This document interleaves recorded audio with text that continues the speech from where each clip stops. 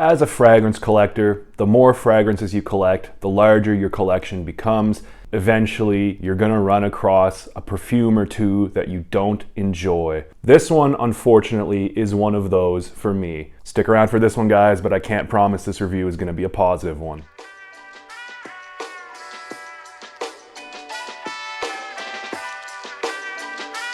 Hey guys, welcome back to Real Scent Review. Today I'm gonna be reviewing Oud by Robert Piguet. Like I said in the introduction, if you're a serious cologne collector and you collect a lot of them, the larger your collection gets, you're bound to come across one or two that you just don't like. Myself, I do a lot of trading in my city. I do a lot of cologne sales. Sometimes I'll trade a couple of my colognes at a time in order to receive a couple of new ones. And sometimes certain colognes are included in those packages that I do not choose myself. This was one of those. I did not purchase this myself. Like I said, I received it as part of a trade package. I'm glad I didn't pay for this one because I would never buy it. So yeah, I'd like to just touch on something else right quick while we're on the topic. This channel of mine, you'll find that usually I only review colognes that I actually like, things that I'm passionate about. But lately I've been thinking, I think it would benefit my audience if I did some reviews on colognes that I didn't particularly enjoy, because yes, fragrances are subjective, but I also think that if there's a cologne that I don't enjoy, there's bound to be someone else out there who does not enjoy it either. And I think it would be fair to you guys that even though I might not like said cologne, I should review it anyway, just so I can share the information with other people, so you guys can make a more informed buying decision if you so choose. Having said all that, let's get this review underway. Starting off with the packaging here. Box is black, it's a rectangle. You can see the company name, the cologne name on the front here. Eau de Parfum, 3.4 fluid ounces, 100 milliliters. And on the bottom, we have the batch number 2H1. This particular bottle is from August of 2022. The bottle here is metallic silver. Again, Oud by Robert Piguet. On the front here, it's almost completely reflective all the way around here. My apologies if you're getting some reflected light in the camera. Cap comes off pretty easily. I think it's a plastic cap, very lightweight. Doesn't stick into place very well. And I just want to draw your attention to something else here. Again, we get the barcode on the bottom, but there's also another code that's etched into the bottom of this bottle.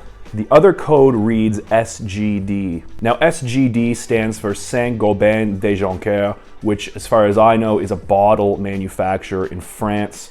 So this bottle was manufactured by SGD. Now I know a lot of you are thinking, most of the time Robert Piguet bottles are solid black. This one is not the typical Robert Piguet black bottle. The black ones, I'm not sure which company manufactured the black bottles, but this is the very same fragrance, just in a different bottle. I'm not gonna spray it right now. I sprayed a little bit of this on earlier, but yeah, the notes that I get in this are the following. In the top, I get saffron and myrrh. In the mid, I get some balsam fir and patchouli. And in the dry down, I get some smoky incense. So right off the bat, I don't like this fragrance, and I'll explain why. The mixture of saffron and myrrh in the top is a very earthy spice, but the myrrh also gives it some slightly minty, definitely resinous characteristics. And starting off in the very top here, that combination of saffron and myrrh just smells like cat urine. It smells like cat urine. That's just really what it smells like to me, and I don't think it's very pleasant at all. It's like pure ammonia. It's just not pleasant. I'm not a fan of this opening. And unfortunately, it doesn't really get that much more pleasant as it dries down. So in the mid here, we get some patchouli mixed with some balsam fir. The patchouli in this one is straight up dark chocolate with like a hint of sweetness. And it's mixed with that balsam fir, so the balsam fir gives it a camphoric green, piney tinge. So basically in the mid here, we're gonna get that minty dark chocolate. It smells like minty dark chocolate with a little bit of spice and a touch of sweetness. And in the dry down, just smoky incense. But that resinous mix of saffron and myrrh kind of sticks with this fragrance through the entire lifespan. And in my opinion, it just kind of ruins it. I don't like this fragrance, I will admit. So, if you notice again, Oud was not included in my note breakdown. I don't get any Oud in this. It's another example of just a misleading fragrance name. But that's not why I don't like it. There's a lot of fragrances that have Oud in the name out there that I thoroughly enjoy. This is not one of them. And you know, I'm a fan of animalic fragrances, like for example, Rien Intense Incense by Etat Libre d'Orange. Very animalic. That stuff punches you in the face with pure animalic notes, very strong. Now, I enjoy that one, but I don't enjoy this one. Why? Because, for example, Rien Intense Incense has other things going on. Yeah, it's animalic, it's very resinous. It almost has that urinal cake type of vibe going on, and it's far stronger. So why don't I enjoy this one? It's just because all I get really is pure cat urine, like pure ammonia, pretty much all the way through this, except for the mid where I get some of that minty dark chocolate from the patchouli, and in the dry down where there's some smoky incense. But other than that, you know, the overarching accord here is just quite pissy, and I don't think it's very pleasant.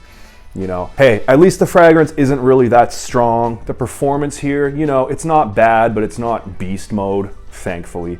So, you know, projection, it projects pretty well for the first hour. Also, the sillage is pretty good as well. This hangs around in the air for at least half an hour, so you're gonna wanna be careful with your sprays here. The longevity, it's like maybe 7 or 8 hours total. The performance is definitely above average. You know, I don't think it's overly complex. Like I said, that overarching accord, I don't find it to be very pleasant at all. I mean, I suppose objectively the other notes are blended fairly well. I mean, it's a decently high quality fragrance. Robert Piguet, very respected perfume house. But it's just this one does not agree with me. And like I said, it's because of those two notes in the beginning, the saffron and the myrrh. That's where the fragrance starts, and those two kind of stick around throughout the entire lifespan. And I find that this fragrance definitely has potential. You know, the balsam fir mixed with patchouli. There are other fragrances with that combination that smell very good. And the dry down of incense, I normally love incense, the smokier the better. But unfortunately, because of that saffron and myrrh mixture, there's just no redeeming qualities, in my opinion, to this fragrance.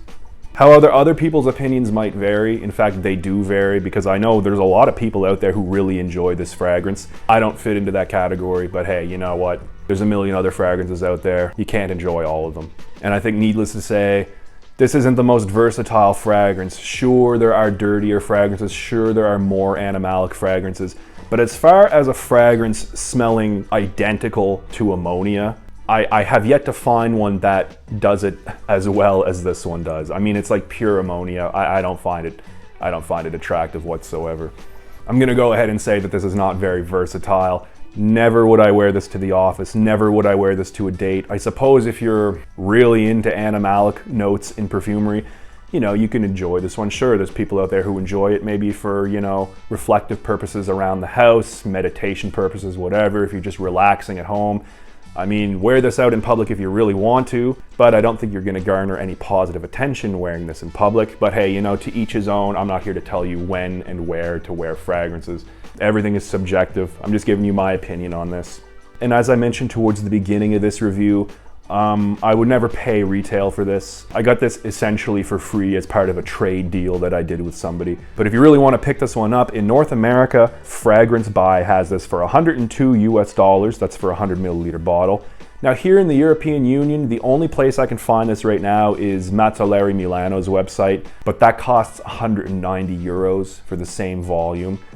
Don't pay that. Wait until Brasti or Deluxe or Notino has this in stock, because they're all sold out right now, but do not pay 190 euros for this. Don't pay anywhere near that. I'm telling you, it's just not worth it, in my opinion. For example, on Notino, on Brasti, I've seen this for as low as like 85 euros.